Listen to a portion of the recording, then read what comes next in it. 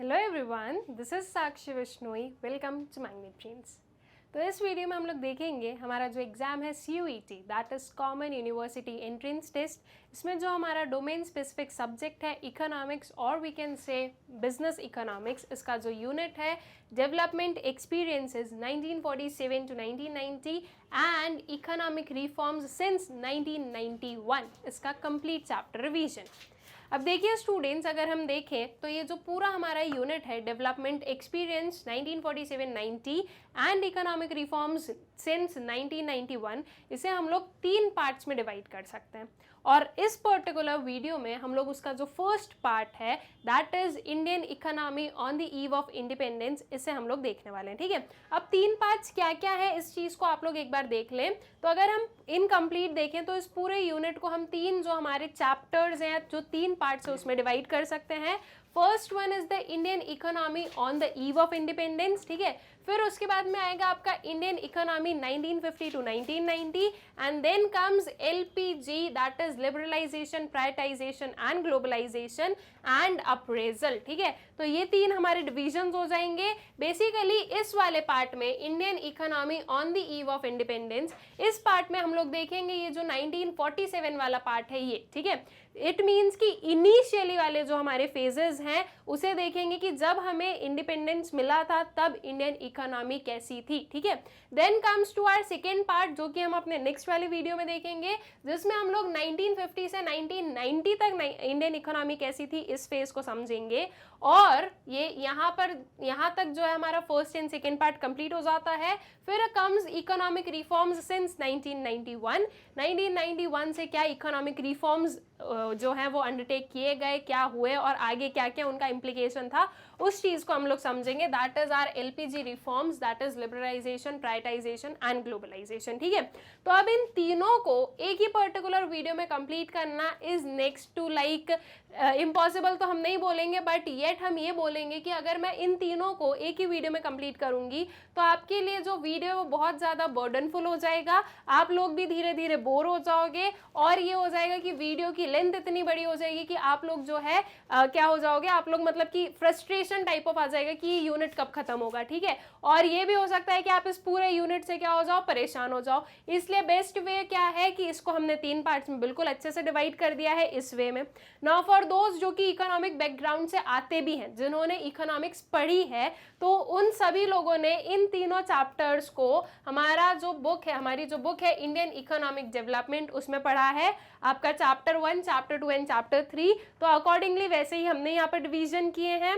For those जिन्होंने economics background नहीं है उनका, दैट मीन्स अभी तक इकोनॉमिक्स बैकग्राउंड नहीं था 12th तक, लेकिन आगे उन्हें अब इकोनॉमिक्स में जो है कुछ भी चीज़ करनी है या वो जो एग्जाम है वो इकोनॉमिक्स डोमेन से दे रहे हैं, तो आप लोगों को लिए भी कोई दिक्कत नहीं है। If you are going for NCERT, if you are going like कि एक बार जो है रेफरेंस के लिए हम लोग NCERT को रीड करेंगे तो उसमें आप लोगों को जो है IED का चैप्टर 1, 2 एंड 3 मिल जाएगा इस यूनिट में कवर्ड। और अदरवाइज अगर आप लोग इस वीडियो की हेल्प से ही अपना जो है पूरा चैप्टर अगर कंप्लीट करना चाहते हैं, पूरा यूनिट अगर कंप्लीट करना चाहते हैं तो भी कोई दिक्कत नहीं है। ठीक है, सो आई गेस इतनी चीज आप लोगों को क्लियर हो गई कि इस पर्टिकुलर वीडियो में हम सिर्फ और सिर्फ ये जो हमारा फर्स्ट वाला पार्ट है that is Indian economy on the eve of independence, इसे कंप्लीट करेंगे। देन हमारा जो नेक्स्ट वाला वीडियो होगा उसमें हम लोग इस वाले पर्टिकुलर जो है हमारे टॉपिक को या चैप्टर को इंक्लूड करेंगे and then comes our final, जो कि हमारे एक और जो है नेक्स्ट वीडियो में रहेगा। ठीक है, so in short we can say कि हमारा जो ये पूरा यूनिट है development experience 1947-90 and economic reforms since 1991, इसे हम 3 पार्ट्स में कंप्लीट करने वाले हैं। All right, I hope so इतनी चीज़ें क्लियर है। अब हम लोग स्टार्ट करते हैं विद आवर फर्स्ट जो है इसका पार्ट या फर्स्ट जो इसका टॉपिक या चैप्टर रहेगा, that is Indian economy on the eve of independence. ठीक है, अब बेसिकली हम इस पर्टिकुलर यूनिट की या इस चैप्टर की हम लोग बात करें तो इसमें हम लोग क्या देखेंगे कि जब हमें इंडिपेंडेंस मिली तब इंडियन इकोनॉमी कैसी थी। ठीक है, अब इंडियन इकोनॉमी कैसी थी, इंडिपेंडेंस मिली उस टाइम पर देखने के लिए हमें जो है थोड़ा सा इसके बैकग्राउंड में भी पढ़ना पड़ेगा। दैट मीन्स हम सिर्फ और सिर्फ 1947 की बात नहीं करेंगे, हम इसके प्रीवियस ईयर्स की भी बात करेंगे। और ऐसा क्यों?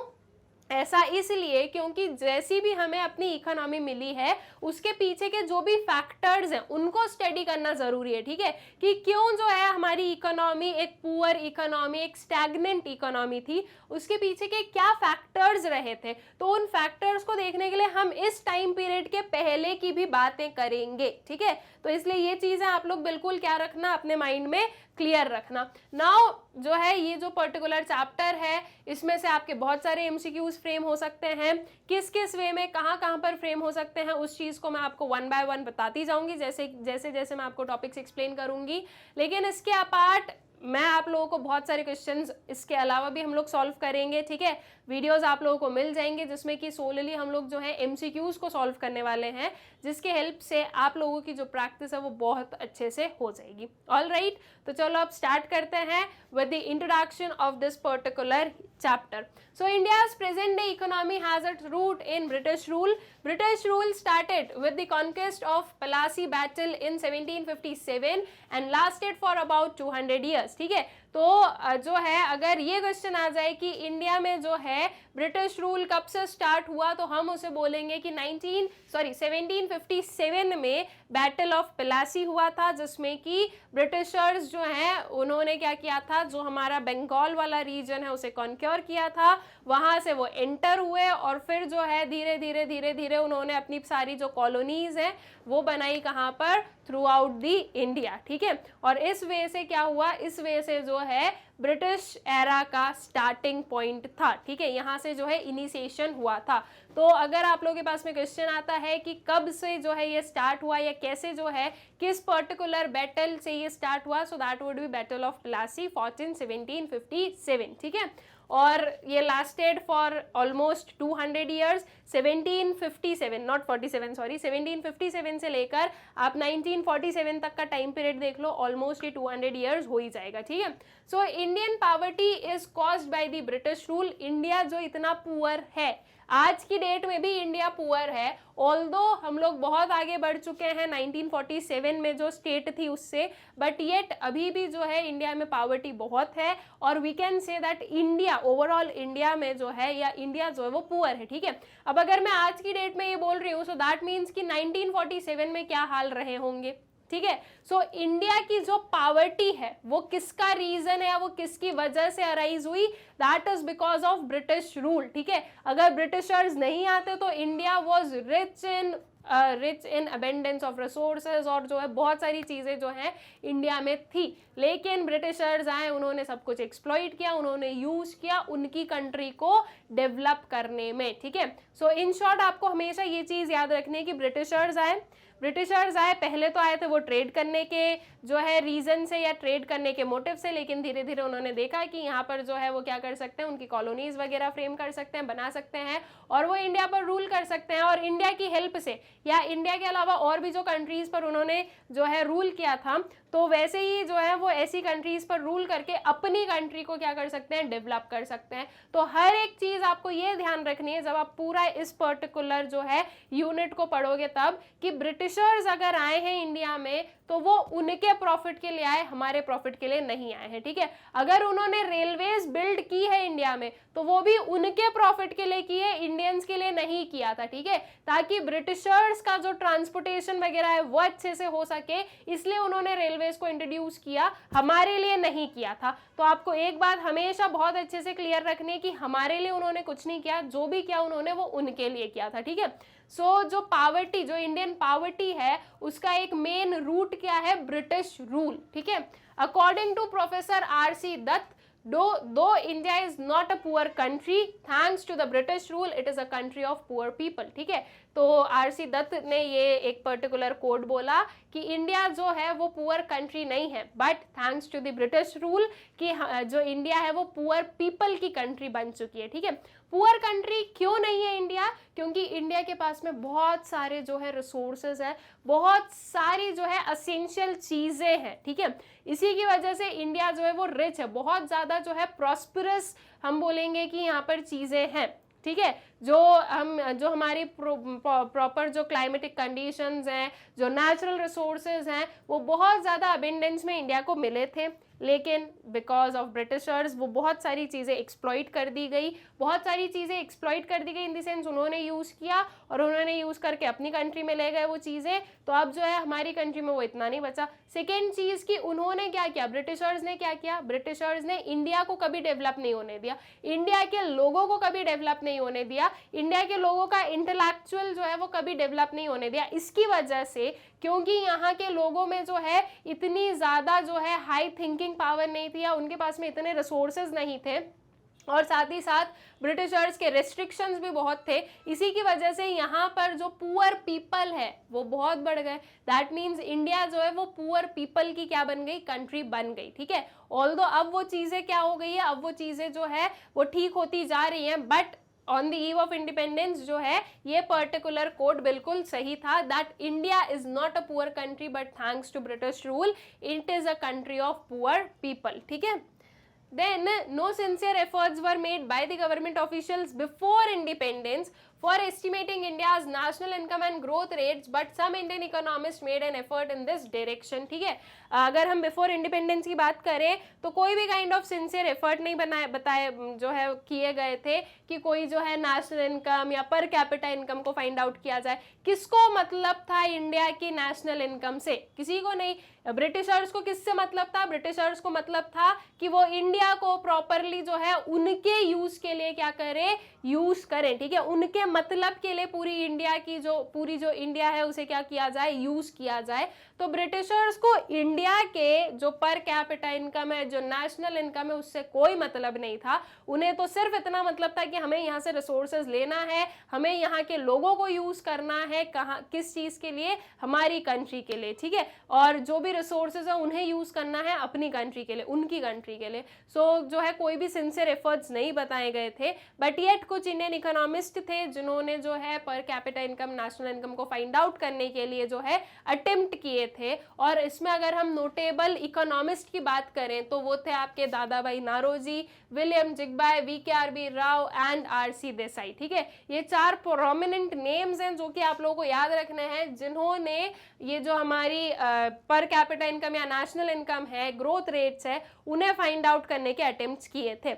अब इन सब में से सबसे बेस्ट या जो है सबसे एप्रोप्रिएट हमने किसे माना, so that was of the VKRV. Rao's estimates, ठीक है। ये जो है ये आपके एमसीक्यूज में बिल्कुल पूछा जा सकता है कि जो है बेस्ट या एप्रोप्रिएट जो है एस्टिमेट्स हमने किसके माने थे, ठीक है, या हमें किसके लगे थे या किसके जो है एक्सेप्टेबल थे उस टाइम पर। So amongst of these the VKRV. Rao's estimate are more reliable which claim that Indian economy grew at 2% per annum and per capita income increased at a mere of 0.5% per annum, ठीक है। और वी.के.आर.बी. राव के जो estimates थे उसके हिसाब से जो इंडिया की इकोनॉमी थी वो 2% पर एनम से ग्रो कर रही थी, बहुत ही लो, राइट। और जो पर कैपिटा इनकम है वो सिर्फ और सिर्फ 0.5% पर एनम से ग्रो कर रही थी, ठीक है।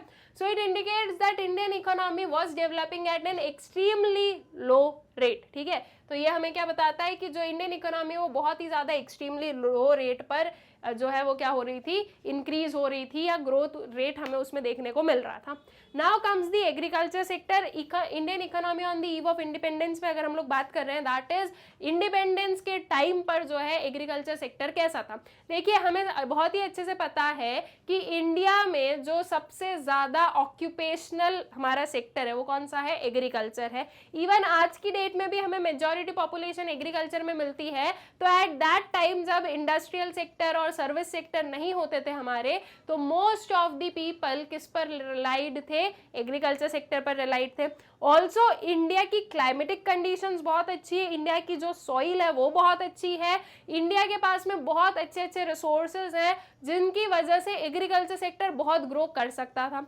लेकिन एग्रीकल्चर सेक्टर को जो है ब्रिटिशर्स ने अपने यूज के लिए यूज किया और यहाँ के एग्रीकल्चर सेक्टर या एग्रीकल्चर को भी जो है ग्रो नहीं करने दिया, ठीक है। यहाँ पर जो फार्मर्स थे वो बहुत ही पुअर थे और इवन जो है हमारे पास में बहुत ज़्यादा मैकेनाइज्ड या एडवांस टेक्नोलॉजी भी नहीं थी, तो उसकी वजह से जो है बहुत सारी प्रॉब्लम्स अराइज होती थी। इरिगेशन फैसिलिटी नहीं थी, टोटली जो एग्रीकल्चर है वो किस पर बेस्ड था, रेन वाटर पर। अगर बारिश अच्छी हो गई तो एग्रीकल्चर अच्छा, अगर बारिश अच्छी नहीं हुई तो एग्रीकल्चर अच्छा नहीं होगा। फर्टिलाइजर्स पेस्टिसाइड्स पहले होते नहीं थे, ठीक है, ये जो केमिकल वाले होते हैं जो कि आज की डेट में है वो पहले नहीं होते थे, तो इसके लिए वैसे ही जो है प्रोडक्शन लो था। सेकेंड चीज, बिकॉज ऑफ ब्रिटिशर्स एक्सप्लॉयटेशन वो और लो चला गया। और एग्रीकल्चर सेक्टर में हम लोग देखेंगे आगे बहुत सारी चीजें जैसे कि कमर्शियलाइजेशन किया गया एग्रीकल्चर सेक्टर में, तो इन सब चीजों की वजह से जो है एग्रीकल्चर सेक्टर हमें बहुत ही ज्यादा जो है डिक्लाइंड रेट पर मिला था, ठीक है। तो अब क्या क्या चीजें थी उस चीज को एक बार देख लेते हैं कि ब्रिटिशर्स ने जो है एग्रीकल्चर सेक्टर को कैसे यूज किया था उनके मतलब के लिए। So during British rule Indian agriculture began to stagnate, ठीक है, ब्रिटिश रूल के टाइम पर जो इंडियन एग्रीकल्चर है वो स्टैग्नेंट होते जा रहा था। दैट मीन्स इस टाइप का होते जा रहा था, ठीक है। ये जो है ये एक हमारी ग्रोथ हम देखेंगे, ठीक है, दिस इज अ डिक्लाइन। तो अब डिक्लाइन होने के बाद में वो जो है स्टैग्नेंट हो गया था, उसमें कोई चेंजेस नहीं हो रहे थे, ना तो जो है बहुत ज्यादा वो इंक्रीज हो रहा है ना वो डिक्रीज हो रहा है, एक बहुत ही जो है कम अमाउंट ऑफ जो है प्रोडक्टिविटी हमें वहां पर देखने को मिल रही थी। The main causes of stagnation of the agriculture sector were as follows. जो मेन कॉजेज है स्टैग्नेशन के वो कुछ ये हैं आपके पास में। फर्स्ट था the land settlement system, then comes to the commercialisation of agriculture and then comes to the lack of raw materials, ठीक है। तो इन तीन चीजों की वजह से या ये तीन मेन रीजंस हैं जिनकी वजह से हम लोगों ने देखा कि इंडिया का जो एग्रीकल्चर सेक्टर है वो स्टैग्नेंट जो है रेट पर चल रहा था, उसमें हम लोग स्टैग्नेशन देख रहे थे और वो जो है उसमें हमें ग्रोथ देखने को नहीं मिल रही थी, ठीक है। तो अब वन बाय वन हम इन तीनों ही सिस्टम को या इन तीनों ही जो है रीजंस को, कॉजेस को पढ़ लेते हैं कि इनमें क्या क्या था। Now land settlement system, as you all know, एक बहुत ही अच्छे से पता होगा आप लोगों को, जमींदारी सिस्टम, राइट। वैसे ही जो है रॉयतवारी सिस्टम, महलवारी सिस्टम, राइट। इन सारी चीज़ों की वजह से, ये सारे सिस्टम्स की वजह से जो हमारे फार्मर्स थे उनके पास में इनकम नहीं होती थी, और इनकम नहीं होती थी तो वो ज़्यादा अच्छा जो है रॉ मटेरियल नहीं परचेज कर पाते थे, वो ज़्यादा मनी जो है वो नहीं लगा पाते थे अपने एग्रीकल्चर में। अल्टीमेटली उसकी वजह से पावर्टी भी बहुत बढ़ती जा रही थी, और साथ ही साथ जो एग्रीकल्चर है वो भी, जो एग्रीकल्चर प्रोड्यूस है वो भी बहुत ज़्यादा नहीं हो रहा था, ठीक है। अभी जो वेरियस सेटलमेंट सिस्टम है ये आप लोगों ने आपके जो है हिस्ट्री में पढ़ा होगा 9th-10th क्लास में, तो आई गेस वहां से आप लोग जो है प्रॉपर्ली इसे लिंक कर लोगे, ठीक है। तो इन चीज़ों की वजह से क्या हुआ, इन चीज़ों की वजह से जो है जो इंडिया का एग्रीकल्चर सेक्टर है वो डिक्लाइनिंग फेज पर था, एंड इवन वो जो है एक स्टैग्नेशन फेज पर भी हम उसे कह सकते हैं, ठीक है। तो उस टाइम पर जो है because of land settlement system, ये एक उसका रीजन है कि इसकी वजह से भी जो है आपका जो एग्रीकल्चर सेक्टर है वो ग्रो नहीं कर रहा था, ठीक है। हमारी कंट्री में 80 to 85% पॉपुलेशन एग्रीकल्चर बेस्ड ही थी उस टाइम पर। इवन आज भी देखेंगे तो एक मेजॉरिटी प्रपोर्शन जो है वो एग्रीकल्चर बेस पर ही जो है वर्क कर रही है या सर्वाइव कर रही है, एंड इवन हमारे पास में बहुत ही अबेंडेंस ऑफ लैंड भी था, बट येट एग्रीकल्चर जो है वो बहुत ही जो है स्टैग्नेशन वाले फेज पर हमें मिला था at the eve of independence, ठीक है। तो उसका जो ये फर्स्ट वाला रीजन है that is land settlement system. अब इसे देख लेते हैं प्रॉपर्ली कि इसके अंदर क्या क्या चीजें थी जिनकी वजह से जो है ये एग्रीकल्चर सेक्टर पर एक नेगेटिव इफेक्ट जो है वो डाल रहा था, okay. The new land tenure system was introduced by British rules in India. This land tenure system had three forms: zamindari, mahalwari and royatwari. This gave birth to two classes, the landlords and the landless cultivators, ठीक है। इन कुछ जो है systems की वजह से दो classes में जो है डिवीजन हो गया था सारे जो फार्मर्स हैं उनका। एक हो गया लैंडलॉर्ड्स और एक हो गए जो लैंडलेस कल्टिवेटर्स है, ठीक है। लैंडलॉर्ड्स जिनके पास में ज़मीनें थी जो कि उन्हें ओन करते थे, और लैंडलेस कल्टिवेटर्स ऐसे लोग, ऐसे जो है कल्टिवेटर्स जो कि उन लैंडलॉर्ड्स के पास में जाकर जो है काम करते थे, उनके पास में खुद की कोई ज़मीन नहीं थी, ठीक है। तो ये दो डिविजन्स हो गए थे। अब इसमें जो आपके लैंडलॉर्ड्स थे वो क्या थे, वो काफ़ी वेल्दी थे, और बिकॉज उनके पास में लैंड्स वगैरह था तो वो लाइक हम बोल सकते हैं एक रिच सेक्शन, और जो लैंडलेस लेबरर्स थे या लैंडलेस कल्टिवेटर्स थे उन्हें जो है उनका जो है प्रॉपर एक्सप्लॉयटेशन वगैरह होता था, ठीक है। जो भी लोन्स वगैरह देने वाला काम था, जो कि हम लोगों ने देखा है कि पहले कमर्शियल वे से लोन्स नहीं दिए जाते थे। ये जो पुअर पीपल हैं ये किसी भी पर्सन के पास में जाकर, किसी भी रिच पर्सन के पास में जाकर जो है मनी को बोरो करते हैं एंड देन अल्टीमेटली वो लोग उन्हें एक्सप्लॉइट करते हैं, उनके लिए जो है वो चीज़ सही भी नहीं होती है। तो अकॉर्डिंगली ये जो लैंडलॉर्ड्स थे यही बेसिकली जो है ये सारी जो बोरोइंग्स वगैरह थे ये देते थे, बिकॉज ये क्या थे, ये वेल्दी थे। ठीक है, तो ये दो डिविजन्स हम लोग देख सकते हैं, one is the landlords and one is the landless cultivators. अब जमींदारी सिस्टम में बेसिकली होता क्या था, एक जो जमींदार होता था दैट मीन्स एक पर्सन वो आता था एंड वो क्या करता था, इन लोगों से जो ऋण है, right, that means we can say कि एक जो अमाउंट है वो लेता था as in the form of taxes, और वो अगर आपके पास में नहीं है तो भी है, वो जमींदार की दिक्कत नहीं है, आप कहीं से भी तो आपको देना पड़ेगा, राइट, बिकॉज ये रूल था। तो इसकी वजह से क्या हो रहा था, जो पुअर सेक्शन था वो और पुअरर बनता जा रहा था, और इवन उन लोगों के पास में इतना भी मनी नहीं था कि वो उनकी बेसिक नीड्स को फुलफिल कर सके। अल्टीमेटली जो एग्रीकल्चर प्रोड्यूस है वो भी बहुत ज़्यादा नहीं था, और ना ही वो और ज़्यादा इंक्रीज भी हो रहा था, ऐसा भी नहीं हो रहा था क्योंकि उसमें जो है बहुत ज़्यादा ग्रोथ वगैरह नहीं थी।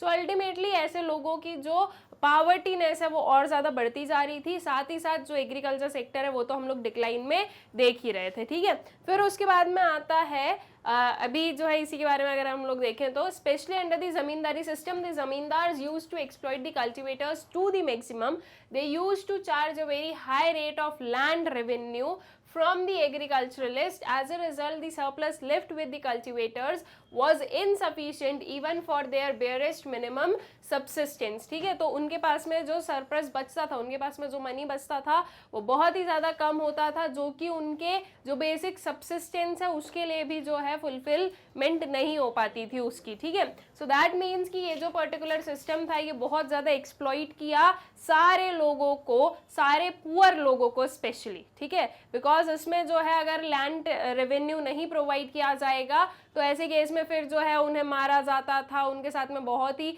जो है बुरा ट्रीटमेंट उनके साथ में किया जाता था। तो अल्टीमेटली वो कहीं से भी अरेंज करके दे, लेकिन उन्हें जो है वो लैंड रेवेन्यू देना ही देना होता था टू दी जमींदार्स। ठीक है, देन फिर आता है कमर्शियलाइजेशन ऑफ एग्रीकल्चर। ठीक है, एग्रीकल्चर को कमर्शियलाइज्ड बनाया गया। अब क्या हो रहा था, इनिशियली हमारी कंट्री में जो एग्रीकल्चर था वो था एक सबसिस्टेंस एग्रीकल्चर। अब सबसिस्टेंस एग्रीकल्चर में हम ये बोल सकते हैं कि जो भी फार्मर्स थे वो जो भी पर्टिकुलर प्रोड्यूस वो करते थे, ठीक है, जैसे उन्होंने वीट ग्रो किया, राइस ग्रो किया, तो वो उसे खुद के सबसिस्टेंस के लिए क्या कर रहे थे, यूज़ करते थे। ठीक है, बहुत ही कम अमाउंट था जो कि मार्केट में सेल आउट होता था, बाकी मोस्टली जो है फार्मर्स खुद ही यूज़ करते थे खुद की जो बेसिक नीड्स है उसे फुलफिल करने के लिए।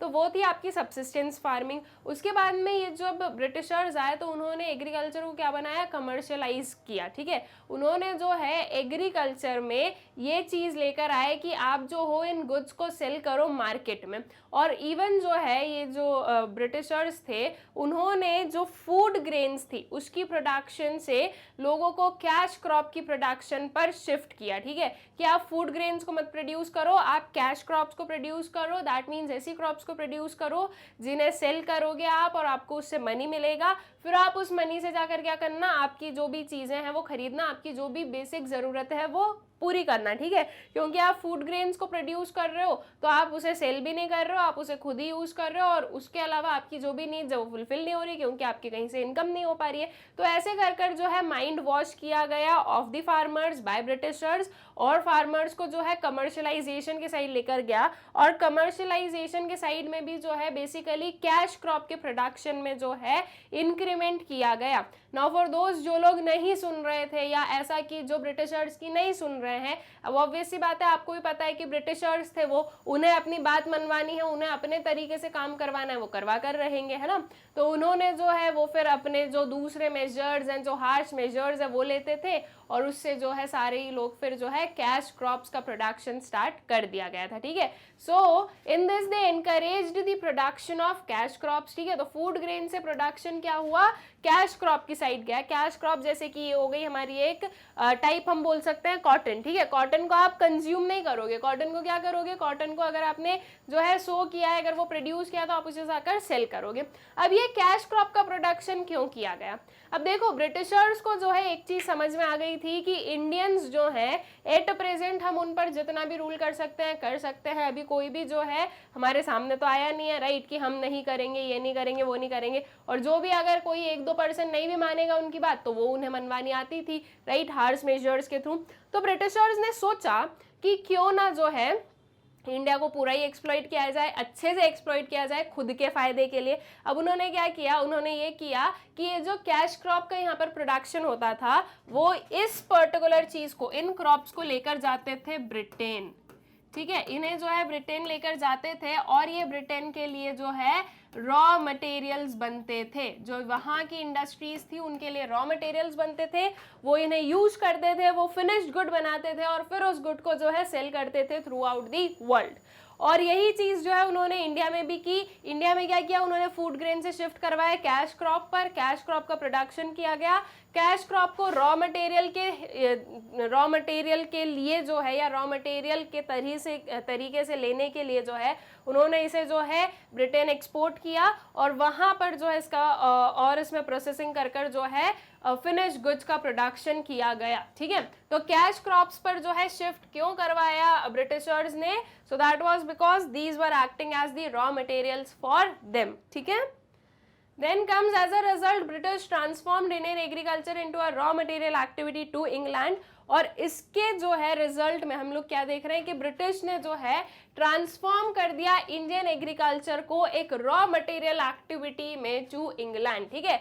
क्या हो रहा है भाई, इंडिया में जो है ये कैश क्रॉप्स का प्रोडक्शन हुआ, ये सेल आउट किए गए और ये जो है ये गए कहाँ पर, ब्रिटेन में, as in the form of raw materials, वो वहां पर वर्क कर रहे हैं, ठीक है। अब यहाँ पर जो है वो लोग रॉ मटेरियल्स इन्हें यूज कर कर फाइनल गुड्स बनाते हैं और उन गुड्स को जो है थ्रू आउट दी वर्ल्ड क्या किया जा रहा था, इनके साइड से एक्सपोर्ट किया जा रहा था। उसके लिए जो है प्रॉफिट में कौन रहा, ब्रिटेन रहा, राइट। और डिसएडवांटेज किसके लिए रहा, इंडियंस के लिए रहा। क्यों रहा? पहली चीज तो ये रॉ मटेरियल्स के लिए वो हाई प्राइस पे नहीं करते थे, ठीक है, बहुत ही जो है मिनिमम प्राइजेस पर जो है, मिनिमम प्राइजेस पर ये चीजें जो है ब्रिटिशर्स जो है वो परचेज करते थे इंडियन से। तो दैट मीन्स कि हमारा जो है इतनी इनकम नहीं हुई। सेकेंड चीज, जो इंडिया में फूड ग्रेन्स का प्रोडक्शन हो रहा था वो भी नहीं हो रहा अब, है ना, फूड ग्रेन्स का प्रोडक्शन नहीं हो रहा। अब जो है फूड ग्रेन्स की क्या हो रही है, स्कैरसिटी हो रही है और अब इंडियंस को मजबूरी में क्या करना पड़ रहा है, ये जो यहाँ से ब्रिटेन से गुड्स जाएंगे, राइट। अब अगर यहाँ पर स्कैरसिटी हो रही है तो ऑब्वियस सी बात है कि कहीं से तो फूड आएगा, तो वो ब्रिटेन से फूड आएगा और ये आएगा आपके हाई प्राइजेस पर, ठीक है।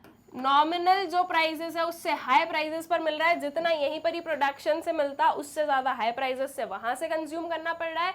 इसमें जो है इंडियंस और ज्यादा क्या हो रहा है, एक्सप्लॉइट हो रहा है। पहली चीज तो इससे जो है ज्यादा इनकम वो अर्न नहीं कर पा रहे, दूसरी चीज यहाँ पर उन्हें हाई प्राइजेस पे करना पड़ रहा है, ठीक है। और जो है फूड ग्रेन्स की स्केर्सिटी हमें देखने को मिल रही है। That means we can say कि कितनी बड़ी आयरनी है कि इंडिया में मेजॉरिटी पॉपुलेशन या मेजॉरिटी जो हम बोले कि एक जो ऑक्यूपेशन था हमारा दैट वाज एग्रीकल्चर एंड हमें फूड ग्रेन्स की ही कमी देखने को मिल गई, all thanks to Britishers, right. So ये चीज हुई थी कमर्शलाइजेशन की वजह से, ठीक है। तो कमर्शलाइजेशन जो हुआ उसमें जो है आपको ये सारी चीजें याद रखनी है कि क्या क्या हुए थे, उसके क्या क्या कॉन्सिक्वेंसेस थे, ठीक है। As the result of reduction in production of food crops and lack of proper policies, the country had to suffer from frequent occurrence of famines, ठीक है।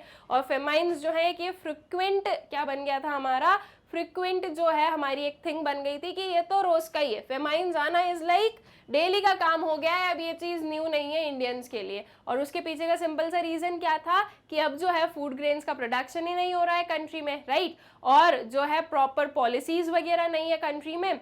सेकेंड चीज कि इतनी इनकम भी नहीं है लोगों के पास में कि वो जो है ज्यादा पैसा देकर जो है चीजों को खरीद सके, फूड ग्रेन्स को खरीद सके अपने जो है कंजम्पशन के लिए।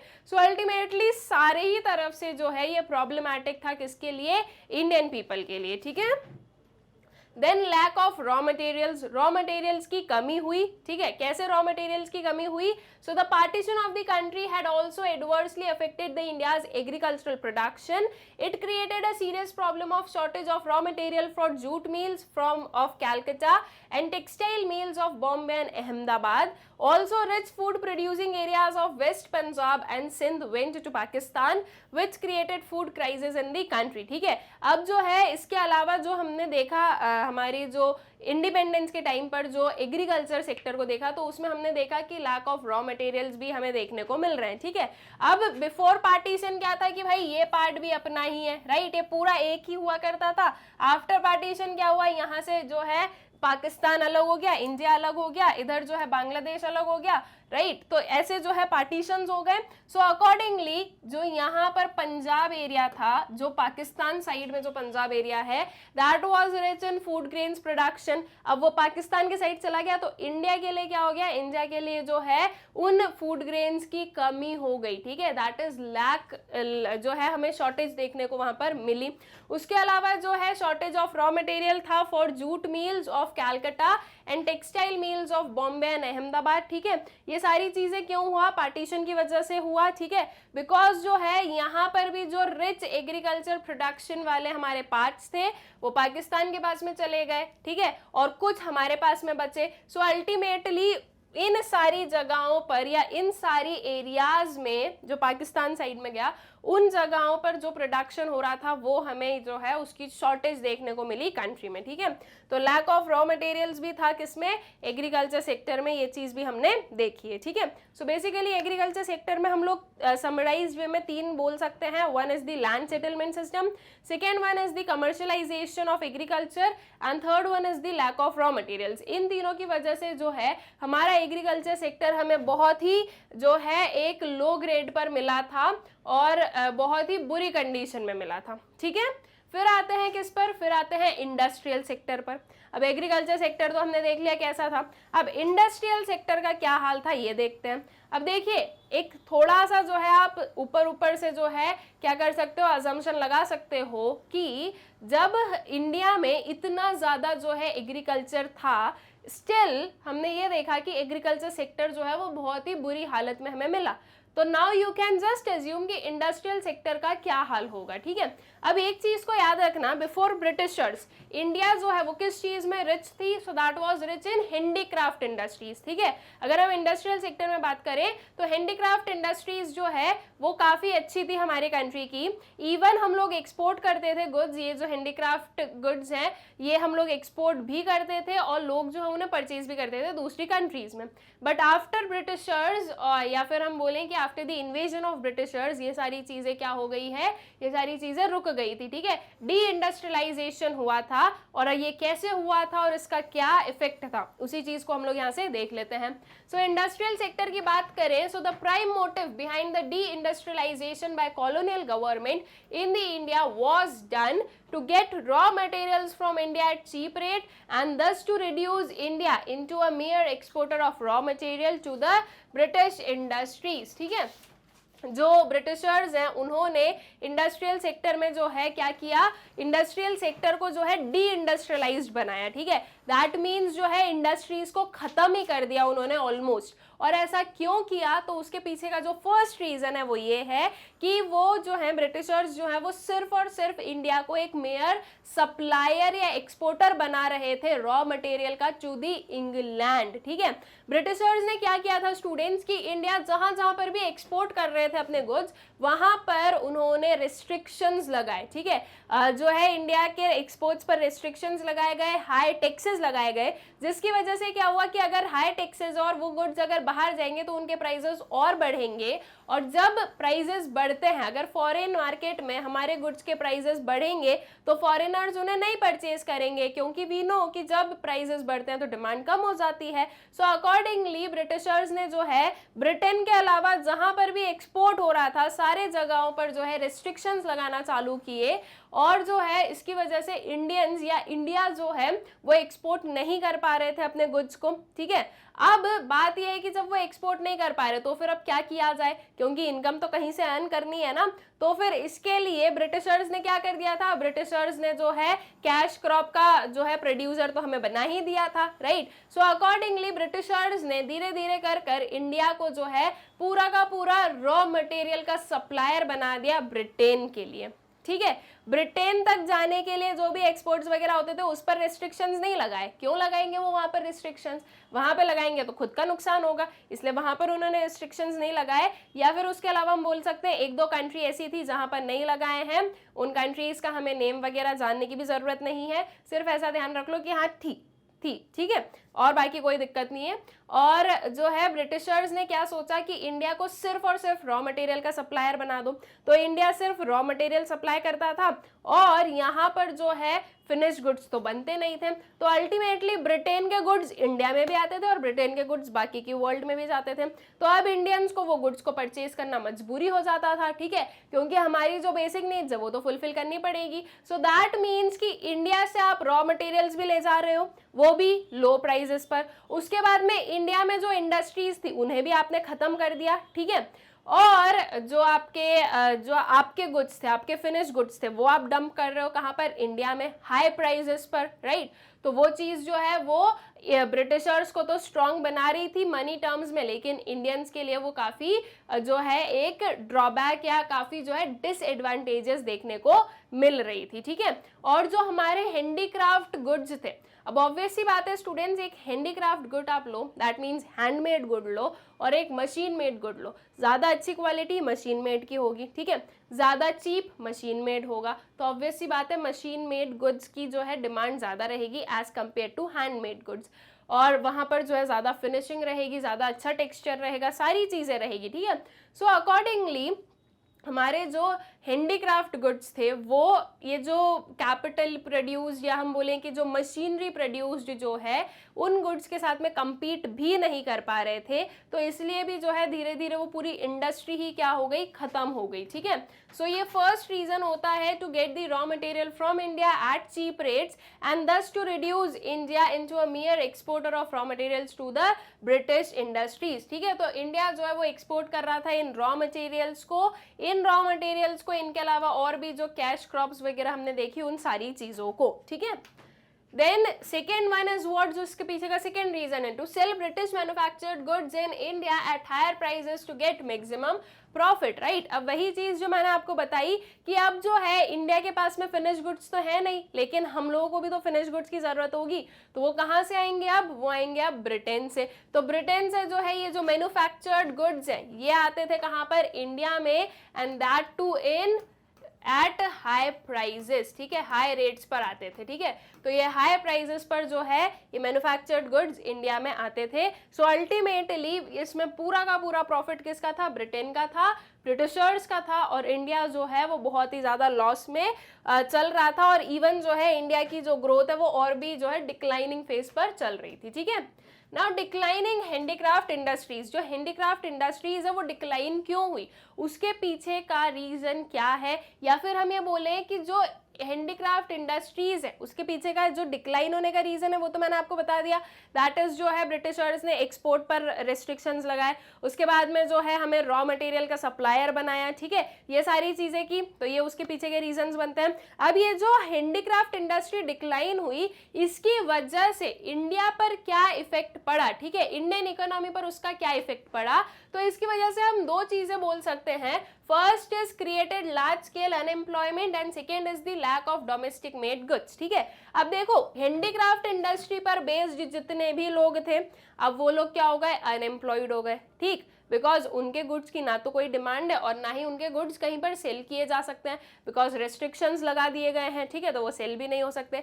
तो यहाँ पर जितने भी वर्क करने वाले लोग थे वो क्या हो गए, वो बेरोजगार बन गए हैं, वो अनएम्प्लॉयड हो गए हैं, तो इसकी वजह से अनएम्प्लॉयमेंट जो है वो काफी इंक्रीज हो गया, ठीक है, this created a large scale unemployment. अभी अनएम्प्लॉयड लोगों को काम तो चाहिए ना, क्योंकि अगर वो काम नहीं करेंगे तो वो मनी कहाँ से अर्न करेंगे, और अगर उनकी इनकम नहीं होगी तो वो उनका पेट कैसे भरेंगे, उनकी बेसिक नीड्स कैसे फुलफिल करेंगे। तो अब उन्हें काम करना है, तो वो काम करने के लिए कहाँ गए, वो गए विलेजेस में, राइट। विलेजेस में क्यों गए? क्योंकि वहां पर एग्रीकल्चर था, तो वो गए विलेजेस में और इसकी वजह से जो है एग्रीकल्चर पर बर्डन इंक्रीज हो गया। नाउ वी ऑलरेडी नो कि एग्रीकल्चर सेक्टर तो खुद भी स्टैग्नेंट था, ठीक है, एग्रीकल्चर सेक्टर में भी कोई ग्रोथ नहीं थी, लेकिन ऑलरेडी जो इस एग्रीकल्चर सेक्टर पर जो ज्यादा लोग काम कर रहे हैं उसमें और जो है लोग इसमें क्या हो गए, एड ऑन हो गए, ठीक है। तो अब इन शॉर्ट वी कैन से कि जो है आपका एग्रीकल्चर सेक्टर बहुत ही ज्यादा ओवरबर्डन्ड हो गया और वो अब जो है इतने सारे लोगों की जो नीड्स है उसे फुलफिल नहीं कर पा रहा था।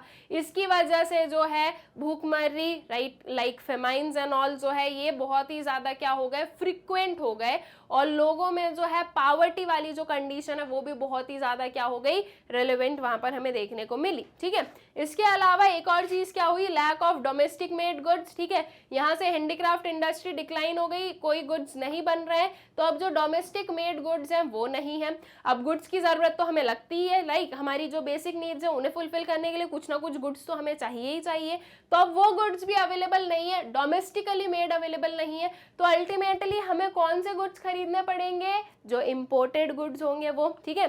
सो इंक्रीज्ड इंपोर्ट्स फ्रॉम ब्रिटेन, हमारी जो डिमांड है उसकी वजह से ब्रिटेन से इंपोर्ट्स इंक्रीज हुए, अल्टीमेटली जो ये ब्रिटेन के जो गुड्स थे उन्होंने हमारी मार्केट पर क्या किया, एक जो है पूरा जो हम बोल सकते हैं पूरा जो मार्केट है उसे कैप्चर कर लिया, ठीक है, बिकॉज डोमेस्टिक गुड्स थे नहीं और किसी कंट्री के गुड्स आ सकते थे नहीं, सिर्फ और सिर्फ ब्रिटेन के गुड्स थे, तो वो जो है पूरे हमारे मार्केट को कैप्चर करके बैठे थे, ठीक है।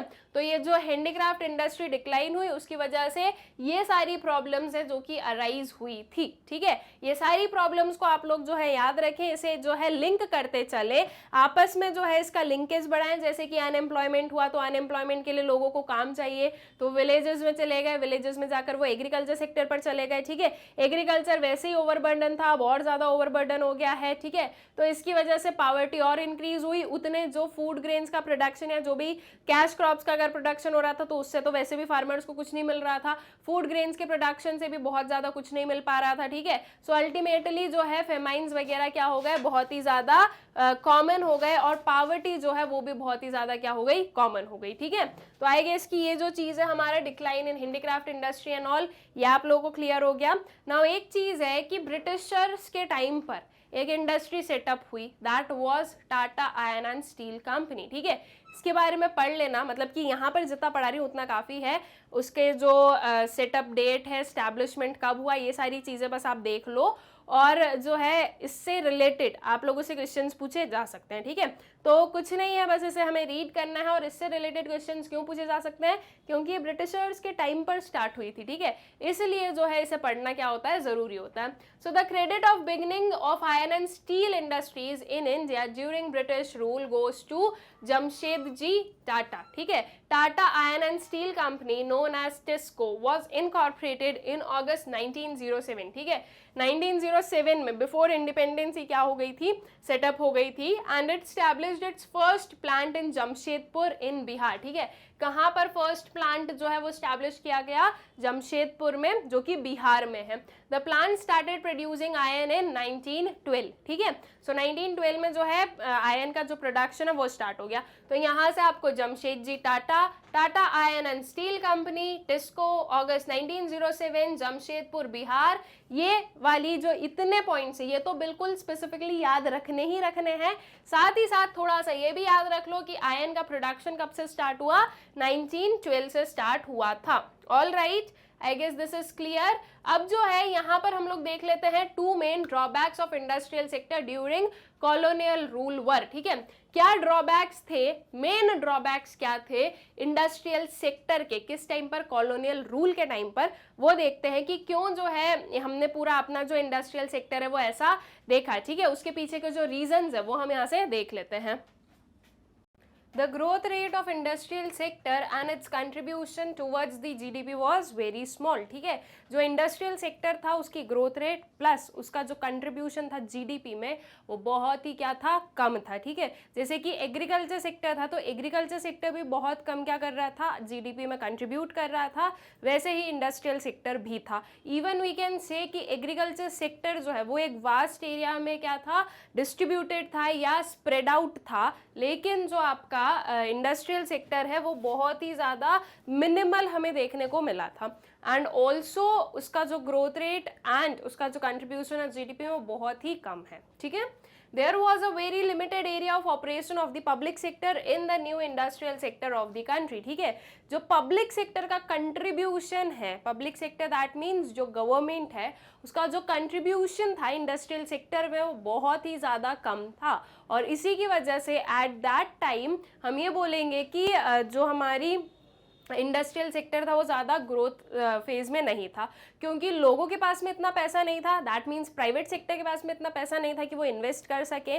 Also there was a risk कि पता नहीं ये चीज़ चलेगी नहीं चलेगी, तब तक जो है लोगों को इतना आइडिया नहीं था कि क्या चीज़ का हम जो है बिजनेस कर सकते हैं, हम फर्म सेटअप कर सकते हैं, कैसे जो है प्रोडक्शन वगैरह होगा। तो इसीलिए जो है ना तो पब्लिक सेक्टर बहुत ज़्यादा था ना ही प्राइवेट सेक्टर बहुत ज़्यादा था, ठीक है।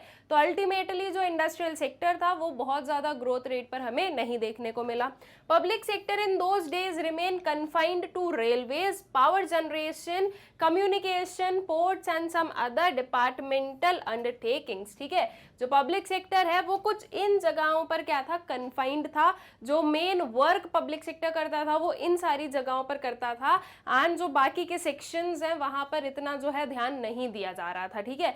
सो अगर हम लोग देखें तो जैसे कि रेलवेज जो है ये किसने इंट्रोड्यूस कर दी थी, ब्रिटिशर्स ने। ऑल्दो वो उनके यूज के लिए कंट्रीब्यूट की थी, लेकिन येट हम ये बोलेंगे कि वो हमारे भी अब जो है काम आ रही है, ठीक है। और इतने अर्ली स्टेजेस में जो है रेलवेज इंडिया में ऑपरेट करने लगी थी। तो इन सारी जगहों पर जो है पब्लिक सेक्टर काफ़ी ज़्यादा वर्क कर रहा था, एंड इवन वहाँ पर ग्रोथ भी थी। बट अगर वहीं हम देखें तो जो इंडस्ट्रियल सेक्टर था उसमें जो है आपका जो पब्लिक सेक्टर है वो बहुत ज़्यादा कंट्रीब्यूट नहीं करता था, ठीक है। तो ये कुछ ड्रॉबैक्स थे जिसकी वजह से इंडस्ट्रियल सेक्टर जैसा था वैसा था इन कॉलोनियल रूल, ठीक है। मतलब कि वो अच्छा भी हो सकता था, but because of those reasons वो वैसा ही था, ठीक है।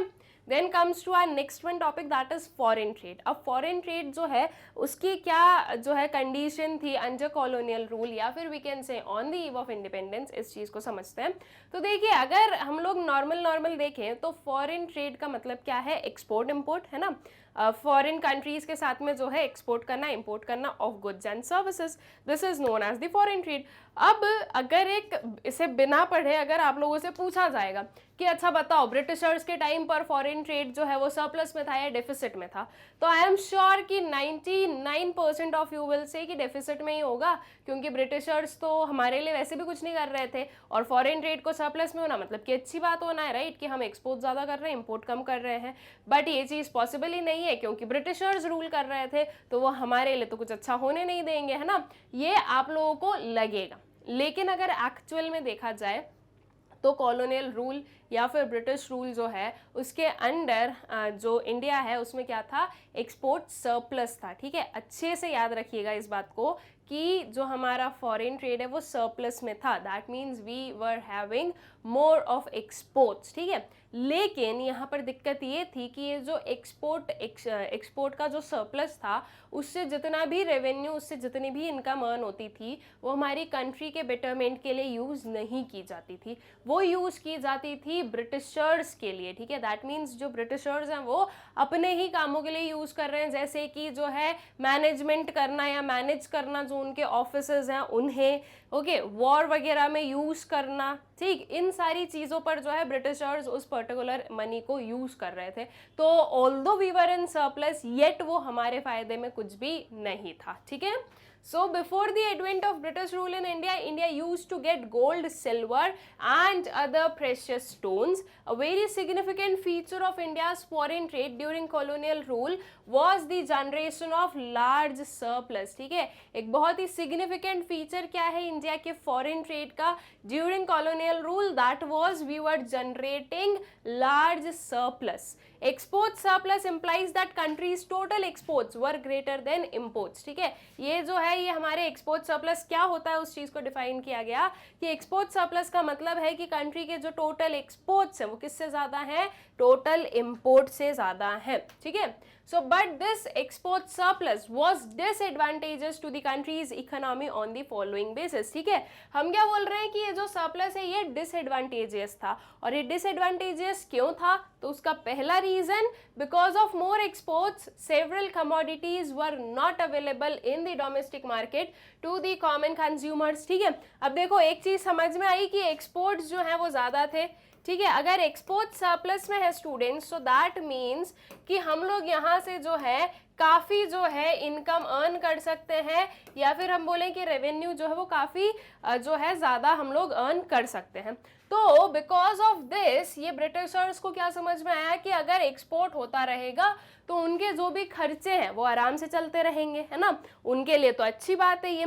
तो एक्सपोर्ट पर ज़्यादा ध्यान दिया जाता था, और जब एक्सपोर्ट ज़्यादा किया जाता था तो इससे ये हुआ कि हमारे जो डोमेस्टिक इकोनॉमी है उसके लिए गुड्स की स्केर्सिटी हमें देखने को मिल रही थी। ठीक है, क्योंकि ज़्यादा अमाउंट ऑफ गुड्स जो है, ज़्यादा क्वांटिटी ऑफ गुड्स जो है वो तो एक्सपोर्ट कर दिए, अब कंट्री में जो है उतने गुड्स ही नहीं बचे हैं, है ना। तो अल्टीमेटली इसका सीधा सीधा इम्प्लीकेशन क्या हो रहा था कि हमें जो है हमारी डोमेस्टिक इकोनॉमी में गुड्स की स्केर्सिटी देखने को मिल रही थी, हमारे लोगों की जो नीड्स वगैरह थी वो फुलफिल नहीं हो पा रही थी। ठीक है, तो ये जो है ये मेन एक डिसएडवांटेज रहा। इसके अलावा this export surplus did not bring in gold और silver in the country, rather this surplus was used to make payments for office administration's expenses of war fought by Britain, and to finance the deficit in invisible items like tourism, transport, insurance and banking services। ठीक है, तो ये जो export surplus था ये इन चीज़ों के लिए यूज़ होता था, ये जो है हमारे डेवलपमेंट के लिए यूज़ नहीं होता था। ठीक है, इसलिए भी इसका कोई फ़ायदा नहीं था इंडिया के लिए। ऑल्दो जो है इसमें हमने और क्या देखा कि अगर इससे मान लो गोल्ड और सिल्वर परचेज किया जाता तो कम से कम ये होता है कि हमारी कंट्री के पास में गोल्ड एंड सिल्वर का जो है बहुत ज़्यादा रिजर्व बन गया, लेकिन वो चीज़ भी नहीं हो रही थी। सिर्फ और सिर्फ इस एक्सपोर्ट सरप्लस से जो है जो ब्रिटेन के या ब्रिटिशर्स के जो भी एक्सपेंडिचर्स थे वो इनकर किए जाते थे, वो सेटल डाउन किए जाते थे। ठीक है, then Suez Canal was opened in 1869 and used as a highway between India and Britain. It reduced the cost of transportation and made Indian market more accessible। ठीक है, अब ये जो पर्टिकुलर है ये आप लोगों को प्रॉपरली याद रखना है, दैट इज स्वेज कनाल। ये ओपन हुआ था कौन से ईयर में? 1869 में, और ये जो है एक हाईवे की तरह वर्क कर रहा था बिटवीन ब्रिटेन एंड इंडिया। ठीक है, इसे हम लोग इस ग्राफ से समझते हैं तो आप लोगों को और अच्छे से क्लियर होगा। This is India, this is Britain. ठीक है, अब पहले क्या होता था, बिफोर स्वेज कनाल क्या होता था, अगर यहाँ से यहाँ तक गुड्स जा रहे हैं, ठीक है, जैसे कि इंडिया से जो है गुड्स जा रहे हैं मान लो कहाँ पर, ब्रिटेन, या फिर ब्रिटेन से गुड्स जा रहे हैं इंडिया में, तो पूरा ये वाला रूट जो है ये चलना पड़ता था। ठीक है, ये जो बाहर वाला आप देख रहे हो कि अफ्रीका को हम पूरा जो है राउंड करके आ रहे हैं, ये पहले हुआ करता था बिफोर 1869। ठीक है, बट आफ्टर 1869 एक जो है कनाल बनाया गया, एक उसका नाम रखा गया स्वेज कनाल, जो कि इंडिया और मुंबई के बीच का, या फिर sorry not India and Mumbai, Britain and India के बीच का जो डिस्टेंस है वो उसने कम किया था। ये आप लोग देख सकते हो यहाँ से जो ये बनाया गया। ठीक है, दिस इज द स्वेज कनाल। अब इनिशियली क्या था, मतलब कि पहले क्या था, अगर पूरा इतना घूम कर आ रहे हैं तो कुछ जो है 19,800 किलोमीटर्स जो है वो चलना पड़ता था, ट्रेवल करना पड़ता था, और आफ्टर जो है स्वेज कनाल बना तो उसके बाद में जो है ये डिस्टेंस कम हो गया टू 11,600 किलोमीटर्स पर। ओके, तो इससे क्या हुआ, इससे ये हुआ कि ये जो ब्रिटिशर्स का इतना जो एक्सपेंस लग रहा था, ठीक है, दैट मीन्स इतना घूम के आओगे तो एक तो टाइम ज़्यादा लगा, दूसरी चीज़ डिस्टेंस ज़्यादा कवर करना पड़ा, राइट, ज़्यादा डिस्टेंस के लिए जो है ज़्यादा फ्यूल की भी ज़रूरत होगी। That means at this one place we can say कि क्या था, जो कॉस्ट था, कॉस्ट ऑफ ट्रांसपोर्टेशन वो काफ़ी हाई था। ठीक है, जो कॉस्ट ऑफ ट्रांसपोर्टेशन था वो काफ़ी हाई था, जिसकी वजह से बहुत ज़्यादा क्या हो रहा था, एक्सपेंसेस इनकर करने पड़ रहे थे। लेकिन जब स्विस कैनाल बनाया गया, अब इतना घूमने के जगह जो है सिर्फ इतना जो है एक क्या कर रहा है, सीधे रास्ते से जा रहे हैं, तो उसकी वजह से हम ये बोलेंगे कि जो कॉस्ट ऑफ ट्रांसपोर्टेशन था वो कम हुआ, राइट। फ्यूल की कम ज़रूरत लगी, टाइम कम लगा, राइट। तो ये सारी चीज़ें हुई, तो इसलिए ये जो स्वेज कैनाल है ये काफ़ी इंपॉर्टेंट या सिग्निफिकेंट रोल प्ले करता है और इसे आपको प्रॉपरली याद रखना है। इसका ईयर बहुत ही अच्छे से याद रखिएगा, दैट वाज 1869, ठीक। और साथ ही साथ ये कैसे यूज किया गया था, as a highway between India and Britain. तो इससे जो है फॉरेन ट्रेड और ज़्यादा इंक्रीज हुआ between London, that means Britain and India, ठीक है। तो इसकी वजह से जो है ये चीज़ भी हुई है, ठीक। आई गेस स्वेज कैनाल जो है ये चीज़ आप लोगों को अच्छे से क्लियर हो गई है। अब आगे चलते हैं नेक्स्ट पर, दैट इज डेमोग्राफिक कंडीशंस। अब on the eve of independence हमारी कंट्री में जो डेमोग्राफिक कंडीशंस थे वो कैसे थे, ठीक है। So India was in the first stage of demographic transition till 1921, ठीक है। अगर आप लोगों से पूछा जाए कि डेमोग्राफिक ट्रांजिशन फर्स्ट वाला कब हमें देखने को मिला, सो that was in the year 1921, ठीक है। ईयर्स याद रखिएगा, उसमें क्या हुआ था उसको हम आगे देख रहे हैं और वो क्या हुआ था उसमें ये भी देखना है आपको, ठीक है।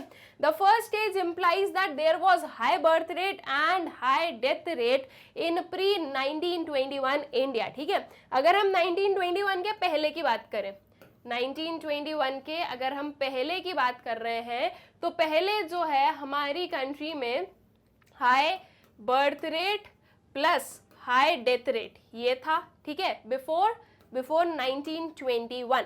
अब आफ्टर 1921 क्या हुआ, since in this stage both birth rate and death rate were high, the growth of the population remained slow. Obvious सी बात है, अगर बर्थ रेट भी हाई और डेथ रेट भी हाई है, जितना जो है बर्थ हो रहा है वो भी हाई है और जितनी डेथ हो रही है वो भी हाई है, तो अगर दोनों चीजें हाई हैं, सो दैट मीन्स कि इस वाले फेज में बहुत ज़्यादा जो है पॉपुलेशन ग्रोथ नहीं होगी। इवन हम ये बोलेंगे कि जो पॉपुलेशन है वो स्लोली ग्रो कर रही है, ठीक है।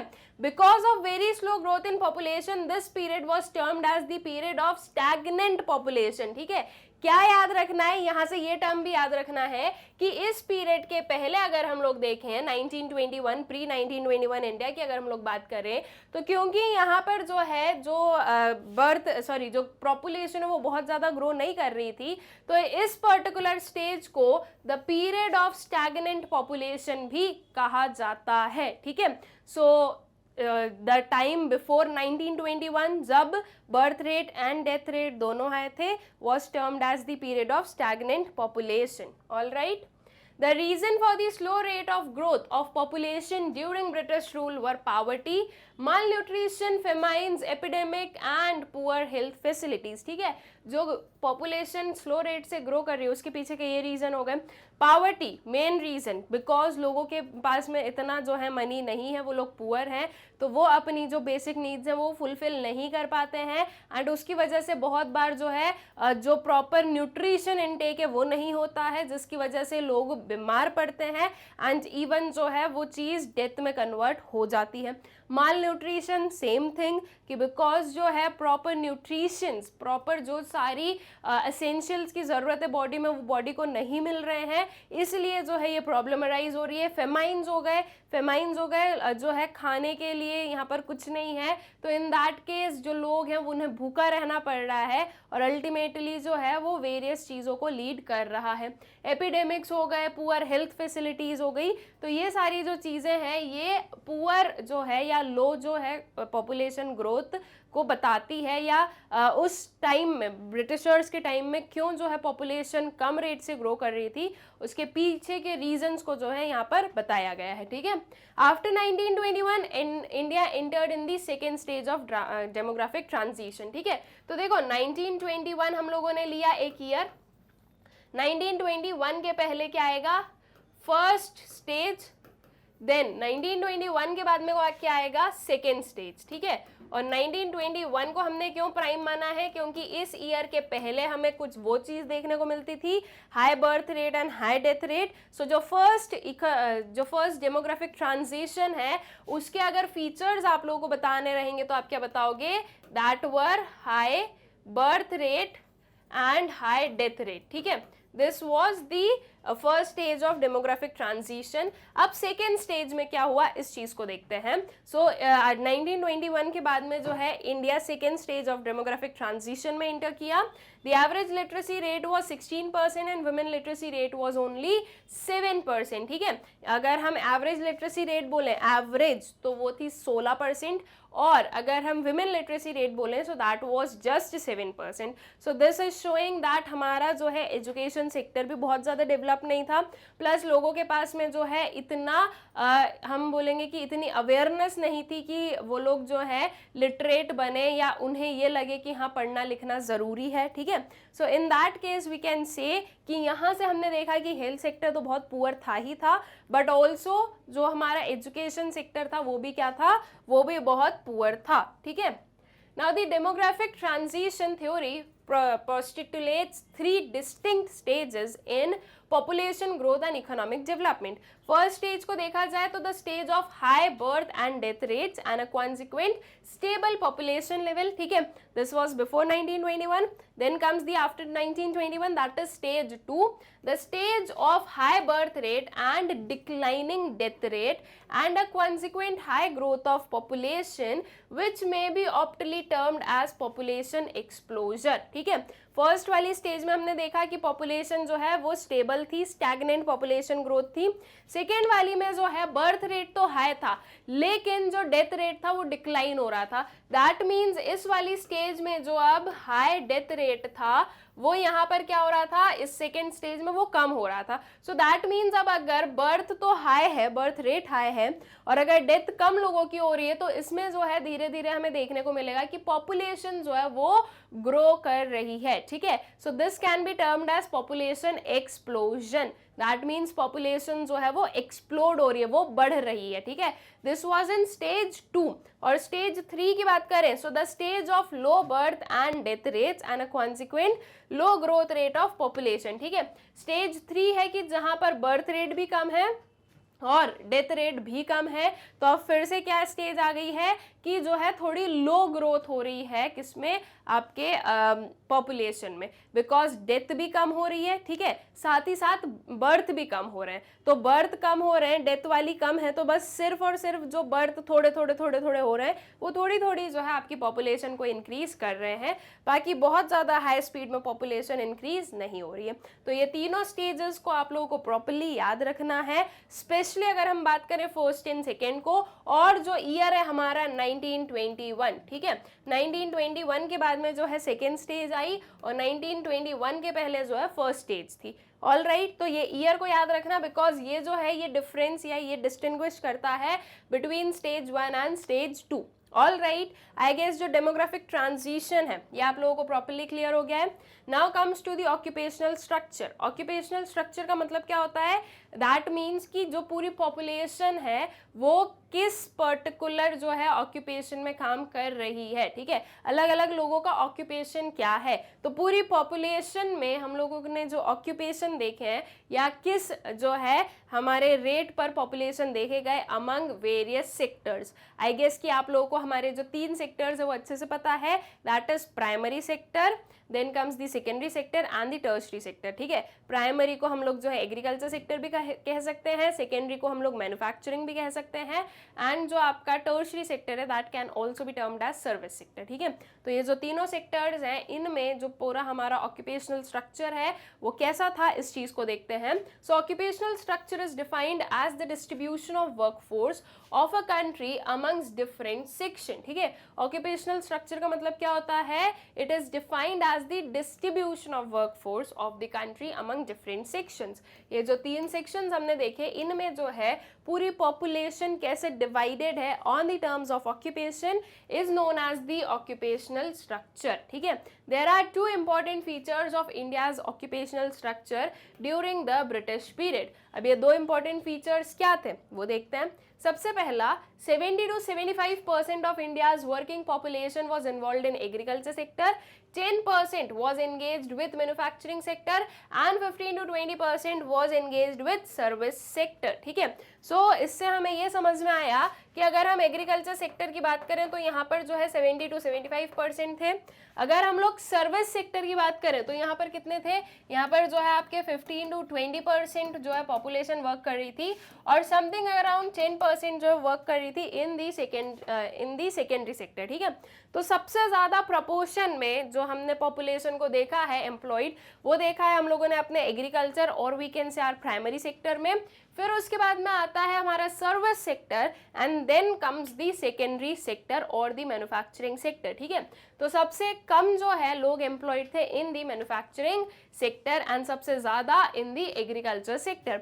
इवन हम आज तक भी यही देख रहे हैं कि जो हमारा एग्रीकल्चर सेक्टर को जो है सब्स्टिट्यूट किया जा रहा है दूसरे सेक्टर्स के थ्रू या दूसरे सेक्टर्स की हेल्प से, जो वेरियस गवर्नमेंट के जो सारे पॉलिसीज़ हैं इन सब से जो है ये चीज़ की जा रही है कि प्राइमरी सेक्टर पर बर्डन कम किया जाए और लोगों को जो है सेकेंडरी और टर्शरी सेक्टर में लेकर आया जाए। तो आज भी हम लोग यही ट्रेंड देखते हैं कि हमारी कंट्री में प्राइमरी से सर्विस सेक्टर में जो है ज़्यादा पॉपुलेशन जा रही है, या वी कैन से कि सबसे ज़्यादा हम लोग देखते हैं कि प्राइमरी सेक्टर में एम्प्लॉयड है, then goes to the service and then finally comes to the secondary sector और द मैन्युफैक्चरिंग सेक्टर। ठीक है, हमारा जो इंडिया में ट्रेंड है वो ऐसा नहीं चल रहा है कि यहाँ से यहाँ, यहाँ से यहाँ, हमारा ये चल रहा है डायरेक्टली यहाँ से यहाँ और फिर ये वाला आता है। ठीक है, सो ये जो है थोड़ा सा आप लोगों को याद रखना है, थोड़ा सा मतलब याद ऐसे रखना है कि जब हम कुछ भी पढ़ रहे हैं तो थोड़ा बहुत जो है हमें अपना एक्स्ट्रा माइंड चलाकर पता होना चाहिए कि क्या चीज़ें कैसी थी, कैसी हैं और ये कैसे जो है फंक्शन कर रही है सब कुछ। ठीक है, तो इससे जो आपकी जो इंटेलेक्चुअल थिंकिंग है वो काफ़ी इंक्रीज होती रहती है इफ़ अगर आप ये चीज़ें हर एक जगहों पर या हर एक जो है कंसेप्ट में लगाते हो तो। देन दी सेकेंड वाला जो इसका रीजन है उस पर आते हैं। So regional variations in occupational structure had been growing in states like Tamil Nadu and Andhra Pradesh, Kerala and Karnataka, called Madras Presidency at that time, were facing a decline in the dependence on workforce on agriculture, while there had been an increase in the share of workforce in agriculture in Orissa, Rajasthan and Punjab। ठीक है, तो ये चीज़ भी देखने को मिली हमें जो है हमारे ऑक्यूपेशनल स्ट्रक्चर में कि जो मद्रास प्रेसिडेंसी उस टाइम पर जो मद्रास प्रेसिडेंसी के नेम से जाने जाती थी, that was Tamil Nadu, Andhra Pradesh, Kerala and Karnataka. यहाँ पर देखने को मिला था कि जो एग्रीकल्चर पर जो डिपेंडेंस है वर्कफोर्स का वो कम हो रहा था और दूसरे सेक्शंस में या दूसरे सेक्टर्स में जो है वर्कफोर्स बढ़ रहा था। लेकिन वहीं जो है कुछ हमारे स्टेट्स लाइक राजस्थान, पंजाब, उड़ीसा, यहाँ पर हम लोग एग्रीकल्चर सेक्टर पर डिपेंडेंस और ज़्यादा जो है इंक्रीज होता हुआ देख रहे थे। सो ऑक्यूपेशनल स्ट्रक्चर की अगर बात की जाए तो यहाँ पर हम लोगों ने क्या देखे, रीजनल वेरिएशंस देखे। ठीक है, रीजन बाय रीजन जो है वेरिएशंस देखे कि कहीं पर कुछ हो रहा है, कहीं पर कुछ हो रहा है। ठीक है, तो ये दो मेन इंपॉर्टेंट चीज़ें थी जो कि ऑक्यूपेशनल स्ट्रक्चर से हम लोग कंक्लूड कर सकते हैं कि ऐसा हमारा ऑक्यूपेशनल स्ट्रक्चर था on the eve of independence. All right, then comes to the infrastructure. अब इंफ्रास्ट्रक्चर कैसा था इस चीज को देखते हैं। So the state of infrastructure facilities specially in the field of transport, communication and energy was very poor in India during the British rule. However, some efforts were made to develop basic infrastructure like roads, railways, ports, water transport and post by the British. ठीक है, सो अगर हम बात करें उस time की तो जो स्टेट ऑफ इंफ्रास्ट्रक्चर है वो बहुत ही ज़्यादा क्या था, पुअर था। ठीक है, हर एक चीज़ में पुअर था, चाहे आप ट्रांसपोर्टेशन में ले लो, कम्युनिकेशन में ले लो, एनर्जी में ले लो, हेल्थ ले लो, एजुकेशन ले लो, कुछ भी ले लो, बहुत पुअर स्टेट था। बट येट ब्रिटिशर्स ने कुछ एफर्ट जो है वो किए किस चीज़ को ठीक करने के लिए, आपका जो रेलवेज हो गया, रोड्स हो गई, पोर्ट्स हो गए, वाटर ट्रांसपोर्ट हो गए। यहाँ से एक चीज़ देखिएगा, एक कॉमनैलिटी देखिएगा कि ये सारी चीज़ें जो है ये आपके किस में यूज़ कर रही, या ये जो पर्टिकुलर हमारे इंफ्रास्ट्रक्चर है ये किस पर्पज से यूज़ किए जाते हैं, ट्रांसपोर्टेशन और ट्रेवलिंग। ऑल राइट, अब ब्रिटिशर्स का मेन मोटिव क्या था, इंडिया को यूज करना for their own development. Right, so in short we can say कि जो ब्रिटिशर्स है उन्होंने ये जो पूरा हमारा ट्रांसपोर्टेशन वाला जो सेक्शन है या जो ट्रांसपोर्टेशन वाला इंफ्रास्ट्रक्चर है उसको डेवलप किया। इसके पीछे का रीज़न क्या था कि उनके जो गुड्स हैं वो प्रॉपरली क्या हो सके, सप्लाई हो सके एक जगह से दूसरी जगह तक, ठीक है। और ऐसे एरियाज जहाँ तक पहुँचना, जहाँ की कनेक्टिविटी नहीं थी, वहाँ पर भी जो है कनेक्टिविटी बढ़ रही थी because of these kind of infrastructures. और ये ब्रिटिशर्स ने इनमें कुछ एफर्ट जरूर किए थे, बट किसके लिए किए थे, उनके खुद के यूज़ के लिए किए थे, ठीक है। और पोस्ट वगैरह भी इन्होंने बनाए ताकि ये लोग भी जो है आपस में प्रॉपरली कम्युनिकेट कर सकें, ईजिली कम्युनिकेट कर सकें, ठीक है। सो यहाँ से हमें इतना चीज़ समझ में आया कि ब्रिटिशर्स के टाइम पर हेल्थ इंफ्रास्ट्रक्चर, एजुकेशन इंफ्रास्ट्रक्चर, इन पर ध्यान नहीं दिया गया। किस पर ध्यान दिया गया, जो ट्रांसपोर्टेशन वाला इंफ्रास्ट्रक्चर है उस पर। और उसके पीछे का रीज़न सिंपल सा कि ब्रिटिशर्स जहां अभी तक नहीं वो प्रॉपरली जो है ट्रांसपोर्टेशन वगैरह कर पा रहे थे, उनके जो गुड्स हैं वो अगर नहीं पहुंच पा रहे थे एक जगह से दूसरी जगह पे, तो उसके लिए, ठीक है। जैसे कि मान लो इंडिया में हम लोग देखें कि ऐसे बहुत सारी जगह है ना जो हमारे पोर्ट्स से, राइट, जो पोर्ट्स होते हैं उनसे दूर है। जैसे कि मान लो एमपी में जो है ब्रिटिशर्स को एमपी के किसी एरिया से क्या करना है, कोई गुड्स को ट्रांसपोर्ट करवाना है टू महाराष्ट्र या फिर वी कैन से मुंबई, ताकि यहाँ से जो है वो लोड होकर कहाँ जा सके, ब्रिटेन जा सके। तो अब यहाँ से गुड्स यहाँ तक कैसे आएंगे, उसके लिए ट्रांसपोर्टेशन चाहिए। तो बस इसी के लिए जो है ये सारी चीज़ें बनवाई गई थी। ऑल राइट, आई गेस ये चीज़ क्लियर है। Now the British rulers introduced railways in 1850 and Indian Railways began operations in 1853, ठीक है। 1850 में जो है रेलवेज इंट्रोड्यूस की गई थी इंडिया में, और ऑपरेशन कब से स्टार्ट हुआ, 1853 से जो है ऑपरेशन स्टार्ट हुआ था। रेलवेज का ईयर आप लोगों को प्रॉपरली याद रखना है, ये बहुत बार क्वेश्चंस में पूछा जाता है, ठीक है। The development and the construction of railways by British rulers had affected the Indian economy in following ways. First one, it provided cheap and rapid transportation system, especially for distant travel.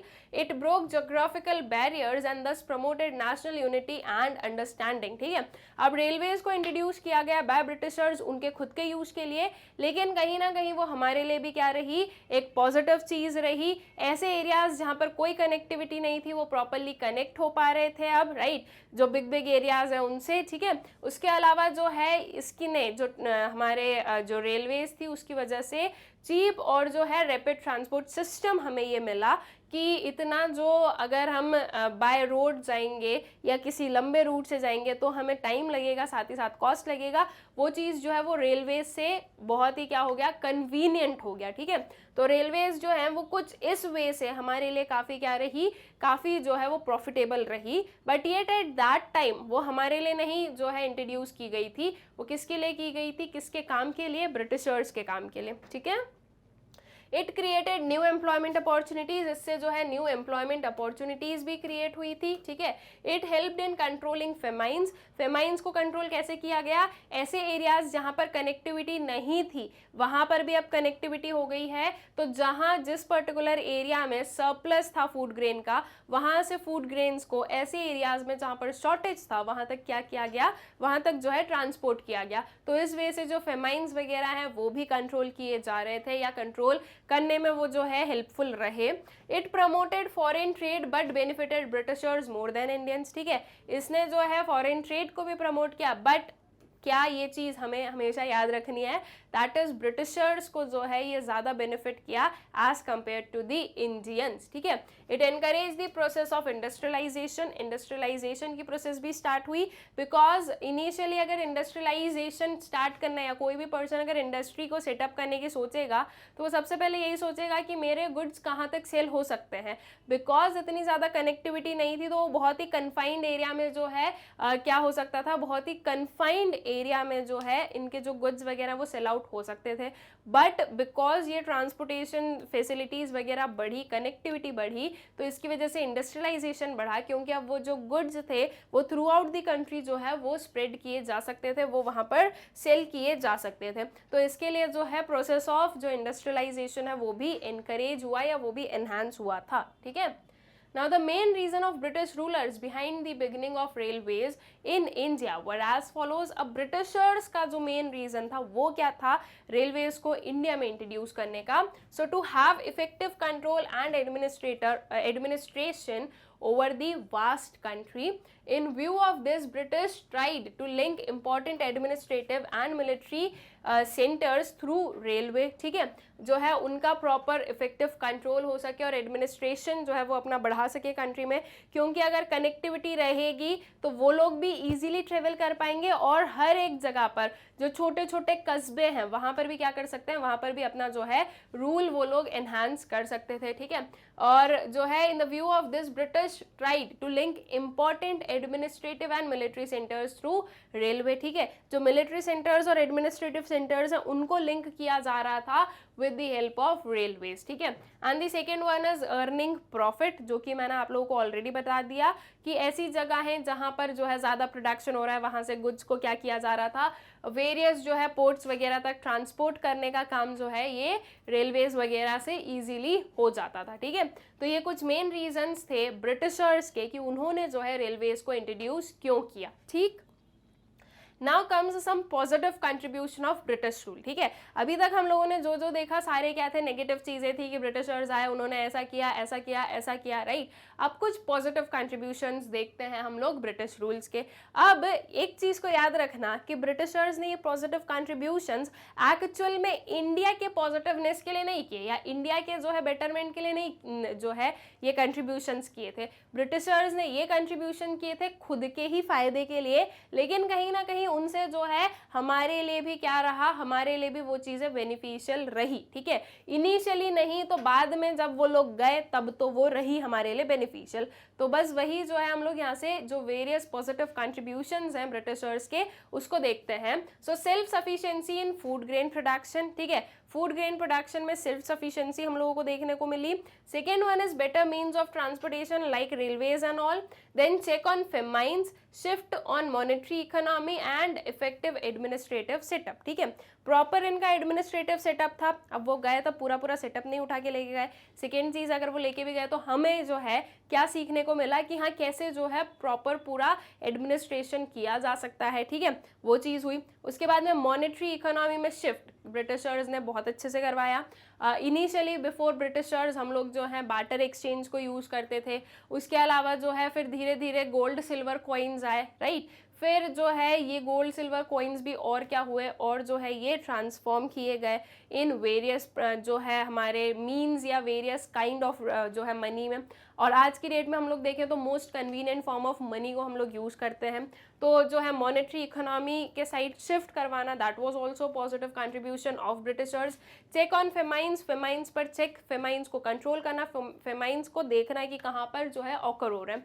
अब ये कहीं ना कहीं जो है आपके transportation से क्या है लिंक्ड है, बिकॉज क्योंकि जो है ये जो ट्रांसपोर्टेशन है उसकी वजह से क्या हुआ, उसकी वजह से जो है कनेक्टिविटी इंक्रीज हुई और जो फेमाइंस वगैरह हैं वो प्रॉपर हमारे कंट्रोल में आ सके। जहाँ पर जो है शॉर्टेज था फूड ग्रेन्स का, वहाँ पर जो फूड ग्रेन्स वगैरह हैं वो टाइमली पहुंचाए जा सकते थे, ठीक है। बेटर मीन्स ऑफ ट्रांसपोर्टेशन तो हमें पता ही है, उसका मेन एक जो मेन चीज़ है दैट वाज द रेलवेज। इसके अलावा जो है पोर्ट्स वगैरह भी जो ब्रिटिशर्स हैं उन्होंने सेटअप किए और उसे जो है इन्हांस भी किया। और self sufficiency in food grain production, ठीक है। These were some of the positive contributions of British rule जो कि हमें on the eve of independence देखने को मिले थे। ऑल राइट, आई गेस कि यहाँ तक की सारी चीज़ें आप लोगों को क्लियर हो गई है, कैसे कैसे हमारे वेरियस जो हैं सेक्शंस या वेरियस जो हैं हमारे जो सेक्टर्स थे वो हमने देखे। लाइक आपका ये जो सारी चीज़ें हो गई, फॉरेन ट्रेड हो गया, इंडस्ट्रियल सेक्टर हो गया, एग्रीकल्चर सेक्टर हो गया, ये कैसे थे on the eve of independence, हम लोगों ने सब कुछ देखा। साथ ही साथ हमने ये भी देखा कि ब्रिटिशर्स के पॉजिटिव कंट्रीब्यूशन क्या थे। अब जो है फाइनली हम इस पूरा जो हमारा चैप्टर है that is Indian economy on the eve of independence इसे कंक्लूड कर देते हैं और देख लेते हैं कि एट द एंड हम इन शॉर्ट क्या क्या चीज़ें बता सकते हैं कि ये ब्रिटिशर्स की या जो है नॉट ब्रिटिशर्स की सॉरी, ये हमारे जो है इंडियन इकोनॉमी थी on the eve of independence, ठीक है। So by the time India won its independence the impact of 2 century long British colonial rule was already showing at all aspects of the Indian economy। बहुत ही simple सी बात है, 2 centuries that is 200 years, ठीक है, almost 200 years तक जो है Britishers हम पर रूल करके गए, तो उसका जो इफेक्ट है वो काफ़ी क्या था, एडवर्स था, ठीक है। और वो इफेक्ट जो है वो बिल्कुल देखने को हमें जो है प्रॉपरली देखने को मिल रहा था। So the agriculture sector was already saddled with the surplus labor and extremely low productivity. The industrial sector was crying for modernization, diversification, capacity building and increased public investment. ठीक है, एग्रीकल्चर सेक्टर में जो है surplus labour था right. Agriculture sector जो था वो बहुत ही ज़्यादा ओवरबर्डन्ड था और वहाँ पर जो प्रोडक्टिविटी है वो कैसी थी, वो एक्सट्रीमली लो थी. और जो हमारा इंडस्ट्रियल सेक्टर था उसमें जो है मॉडर्नाइजेशन, डाइवर्सिफिकेशन की बहुत ज़्यादा क्या थी, रिक्वायरमेंट थी. तो ये हमारा एग्रीकल्चर एंड जो है इंडस्ट्रियल सेक्टर कुछ ऐसा था. फॉरेन ट्रेड की अगर हम लोग बात करें तो foreign trade was oriented in to feed the industrial revolution in Britain. Infrastructure facilities including the famed railway network needed upgradation, expansion and public orientation. If हम लोग फॉरेन ट्रेड की बात करें तो फॉरेन ट्रेड जो है वो किसके लिए ओरिएंटेड था, to feed the industrial revolution in Britain. ठीक है, दैट मीन्स अभी तक जो हमारा पूरा फॉरेन ट्रेड था वो ब्रिटेन के लिए ही क्या था, मेनली ओरिएंटेड था. तो अब उसे चेंज करना एंड उसे थ्रू आउट दी वर्ल्ड जो है क्या करना, इक्वल बनाना. और जो इंफ्रास्ट्रक्चर फैसिलिटीज थी लाइक रेलवेज एंड ऑल, इनमें भी जो है अपग्रेडेशन वगैरह की जरूरत थी, एक्सपांशन की जरूरत थी और पब्लिक जो है ओरिएंटेशन की जरूरत थी. ठीक है, prevalence of rampant poverty and unemployment required welfare orientation of public economic policy. In a nutshell, the social and economic challenges before the country were enormous. ठीक है, तो अगर हम एकदम शॉर्ट में बोल दें तो हमारी कंट्री में on the eve of independence जो सोशल और इकोनॉमिक चैलेंजेस थे वो बहुत ही ज़्यादा थे. ठीक है, और वो बहुत ही ज़्यादा हाई लेवल पर थे एंड बहुत ही जो है उन पर ध्यान देने की ज़रूरत थी एंड उन्हें ठीक करने की ज़रूरत देखी गई थी. All right, this was all about the Indian economy on the eve of independence. ठीक है, I hope so कि ये जो पूरा हमारा चैप्टर था यह आप लोगों को प्रॉपरली अच्छे से जो है समझ में आ गया है कि इंडिपेंडेंस के टाइम पर हमारी कंट्री कैसी थी, हमारी कंट्री की इकोनॉमी कैसी थी. अब यहाँ पर जो है हमारा जो ये पूरा यूनिट था development experiences 1947, 1990 and economic reforms since 1991, इसका जो फर्स्ट वाला पार्ट था that is Indian economy on the eve of independence, इसे हम लोग कंप्लीट करते हैं. अभी हमारे पास में इसके दो पार्ट्स और बचे हैं जो कि मैंने आपको इस वीडियो के इनिशियल जब स्टार्टिंग थी तभी बता दिया था. तो अब वो जो दो पार्ट्स बचे हैं उन्हें भी हम लोग अपने नेक्स्ट वीडियोस में 1 बाय 1 कंप्लीट कर लेंगे. ऑल राइट, आई गेस ये सारी चीज़ें जो है ये आप लोगों को अच्छे से समझ में आ गई है. ऑल्सो हमारा जो चैनल है मैग्नेट ब्रेन्स वो आप लोगों को प्रोवाइड करता है बिल्कुल फ्री एजुकेशन और आप लोगों को कहीं पर भी कुछ भी जो है पेड कोर्स खरीदने की या लेने की कोई ज़रूरत नहीं है बिकॉज मैग्नेट ब्रेन्स प्रोवाइड करता है K to 12 क्लास तक पूरा जो हमारे ये सेक्शन है पूरी जो है आपकी education free of cost. Also आप लोगों को मैग्नेट ब्रेन्स पर आपके जो कॉम्पिटिशन्स हैं, जो कॉम्पिटिटिव एग्जाम्स हैं उनकी भी प्रिपरेशन करवाई जाती है बहुत ही अच्छे से एंड एकदम फ्री ऑफ कॉस्ट. तो आप लोगों को कहीं पर भी जाने की ज़रूरत नहीं है, ना ही जो है कोई भी काइंड ऑफ पेड कोर्स को खरीदने की ज़रूरत है because magnet brains provides you education absolutely free of cost. इसी अच्छी बात के साथ में हम इस वीडियो को जो है एंड करते हैं. हमारा जो यूट्यूब चैनल है मैग्नेट ब्रेन्स, आप लोग उसे सब्सक्राइब करें, इन वीडियोज़ को ज़्यादा से ज़्यादा शेयर करें and please do like the videos. Thank you.